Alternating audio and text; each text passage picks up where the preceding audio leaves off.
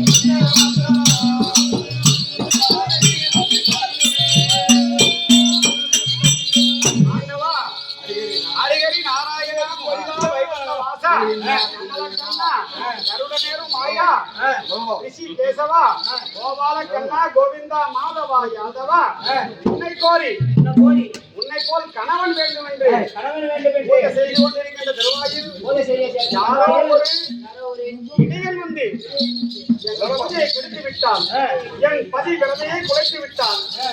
ஒன்றும் புரியவில்லை. என்ன நடக்குமோ ஏது நடக்குமோ, என் தமத்தை கெடுத்த அந்த இடையன் யார் என்று ஒன்றும் புரியவில்லை. இந்த வேளையில் எங்களுக்கு வந்து காட்சி தர வேண்டும். ஆண்டவா வைகுண்டா கோபாலா. இப்படியாக நங்கை ஆனது ஒரே மன உறுதியோடு கல்வி கேட்ட கணவனே காமாலா மாலாகி தானே புத்தகம் வளரும் என்று